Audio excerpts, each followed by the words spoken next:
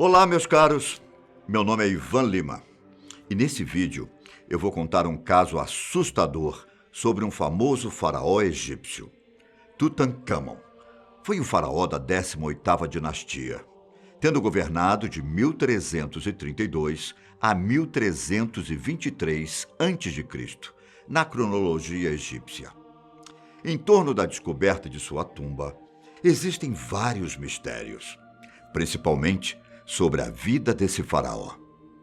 Mas também existe uma história da maldição do faraó, que foi lançada contra aqueles que ousaram perturbar o descanso eterno de Tutancâmon. E aí? E se for verdade? Não é de hoje que o mundo é fascinado pelo lado misterioso da cultura egípcia. Esses mistérios começaram a aparecer quando as escavações e expedições arqueológicas foram feitas nas cidades egípcias. Como eu citei, no ano de 1922, um grupo de pesquisadores descobriu a tumba do famoso Tutancâmon. A tumba, que tinha mais de 3.000 anos de existência, foi descoberta no mês de novembro de 1922 pelo arqueólogo Howard Carter e seu patrocinador, Lord Carnarvon. A tumba estava escondida no Vale dos Reis, no Egito, e, por incrível que pareça, não tinha sido tocada por ladrões. A múmia do faraó foi encontrada com uma grande quantidade de artefatos em ouro e pedras preciosas, bacias cheias de grãos e uma inscrição egípcia prometendo que a morte afligiria todo aquele que viesse a perturbar o sono do faraó. Mas é claro que os arqueólogos iriam ignorar as inscrições, até porque quem iria acreditar em uma maldição que foi escrita há milênios? Acredite você ou não, coisas estranhas começaram a acontecer. O Lord Carnarvon foi um dos primeiros a conhecer o sarcófago. Ele também foi a primeira vítima da maldição do faraó. O homem que financiou a escavação foi picado por um mosquito enquanto fazia barba. Ele ficou extremamente doente, tinha febre e não demorou muito tempo para a morte chegar. Antes de morrer, Carnarvon disse à irmã que Tutancâmon o havia convocado. Ele então se tornava a primeira vítima da maldição. O curioso é que no dia em que Carnarvon faleceu, o cachorro dele também morreu, vítima de um infarte fulminante. Será que esse era o início de uma maldição? Ao que tudo indica, Carnarvon tinha sido a primeira vítima. Mas acalme-se, pois isso é só o começo. Pouco tempo depois da morte de Carnarvon, Carter, o arqueólogo e egiptólogo britânico, deu de presente para seu amigo Bruce Ingham um peso de papel. O presente era uma mão mumificada com uma pulseira, com a seguinte frase: "Amaldiçoado seja aquele que move meu corpo." Bruce Ingham não morreu devido ao presente dado por Carter, mas sua casa pegou fogo e foi completamente destruída. Tempos depois, ele tentou reconstruir sua residência, mas o local foi atingido por uma inundação. Já o caso de George J. Gould é parecido com a morte de Carnarvon. George era um financista e filho de Jay Gould. Ele era um executivo ferroviário, mas seu futuro foi comprometido por uma simples visita ao Egito. Em 1923, ele visitou o túmulo de Tutancâmon. Até aí tudo bem. Mas pouco tempo depois, ele adoeceu.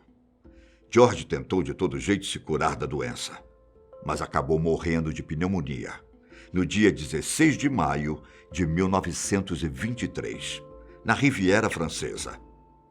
E mais uma pessoa morria por causa da suposta maldição de Tutancâmon. Por incrível que pareça, a outra vítima da maldição foi o irmão de Lord Carnarvon, Aubrey Herbert. Os boatos que rolam é que ele sofria da maldição simplesmente por ser irmão de Carnarvon. Aubrey nasceu com uma doença degenerativa dos olhos e ficou totalmente cego. O médico afirmou que seus dentes podres e infectados estavam de alguma forma afetando sua visão. O resultado? Herbert teve cada dente retirado de sua boca, pois ele desejava muito recuperar a visão. Mas, obviamente, não adiantou nada. Ele morreu depois de 5 meses de sepse, que ocorre quando substâncias químicas liberadas na corrente sanguínea para combater uma infecção desencadeiam uma inflamação em todo o corpo. E com isso, supostamente, a maldição matava mais pessoas. Depois, foi a vez de uma mulher chamada Evelyn White. Evelyn era uma arqueóloga britânica que também visitou o túmulo do faraó e que possivelmente pode ter ajudado a desenterrar o sarcófago. Depois de ver muitos de seus colegas morrerem, Evelyn pensou que o pior também podia acontecer com ela e resolveu antecipar a sua morte. Ela se enforcou em 1924, mas antes de cometer suicídio, ela escreveu as seguintes palavras: "Sucumbi a uma maldição que me força a desaparecer." No caso do egiptólogo americano Aaron Amber, que era amigo de muitas pessoas que estavam presentes quando a tumba foi aberta, sua morte aconteceu no ano de 1926. A causa? Sua casa pegou fogo. O curioso é que ele conseguiu sair da residência antes mesmo do incêndio se intensificar. Mas sua esposa o encorajou a salvar o manuscrito no qual ele estava trabalhando enquanto ela tomava conta do filho.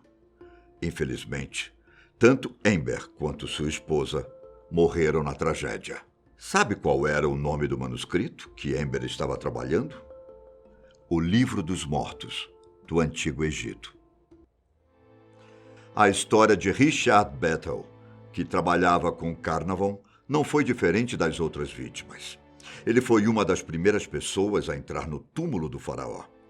No ano de 1929, Battle morreu sob circunstâncias muito suspeitas. Ele foi encontrado sufocado no seu quarto, em um clube de cavalheiros de elite em Londres.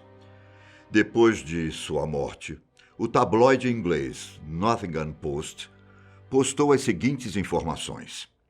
A sugestão de que o Richard Battle ficou sob a maldição foi levantada no ano passado, quando houve uma série de incêndios misteriosos em sua casa, onde algumas das inestimáveis descobertas da tumba de Tutankhamon foram armazenados. Não encontraram nenhuma evidência de que havia uma conexão entre os artefatos e a morte de Battle. Quer outra prova de que não precisava estar na escavação para ser vítima da maldição do faraó? Douglas Reid, um radiologista que fez um raio-x do faraó antes que a múmia fosse para um museu, adoeceu no dia seguinte e veio a falecer cerca de 3 dias depois. Outro egiptólogo, que era famoso na época, chamava-se James Henry Breasted e estava trabalhando com Carter quando o túmulo do faraó foi aberto. O tempo passou e a vida de Breasted estava completamente normal. Até que um dia ele chegou em casa e seu passarinho canário tinha sido comido por uma cobra. Incrivelmente, a cobra ainda estava dentro da gaiola. Breasted ficou assustado com o acontecimento, já que a serpente era um símbolo da monarquia egípcia e um tema que os reis usavam em seus capacetes para representar proteção. Esse poderia ser um sinal? Breasted faleceu anos depois, exatamente em 1935. Embora sua morte não tenha ocorrido logo após o descobrimento da tumba, ele morreu depois de fazer uma viagem ao Egito. E, finalmente, chegamos à morte de Howard Carter.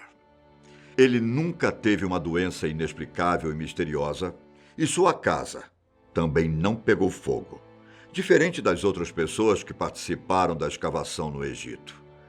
Ele morreu de linfoma aos 64 anos de idade. Na sua lápide estava escrito as seguintes palavras: "Que seu espírito viva que você passe milhões de anos, você que ama Tebas, sentado com seu rosto para o vento norte, que seus olhos contemplem a felicidade. E você? Acredita que essa maldição é real? O que se sabe é que, ao longo dos anos após a descoberta, cerca de 35 pessoas ligadas à maldição de Tutankhamon faleceram, sob condições completamente misteriosas.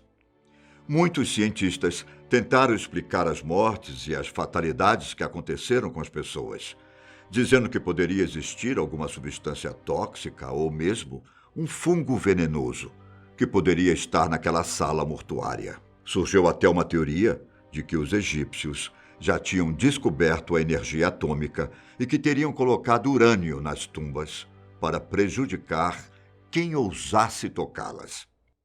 Quando todos esses acontecimentos foram divulgados, o mundo ficou fascinado com os mistérios do Antigo Egito. E o que o mundo ganhou com tudo isso? Em 1932, o estúdio de cinema Universal Studios produziu o filme A Múmia.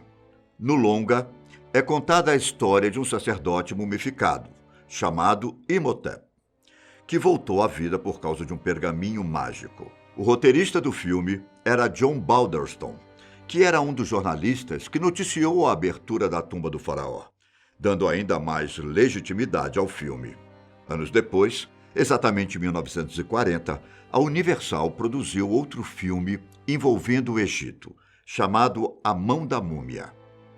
Em 1959, o estúdio Hammer Studios trouxe de volta o tema, dessa vez com o diretor Terence Fisher.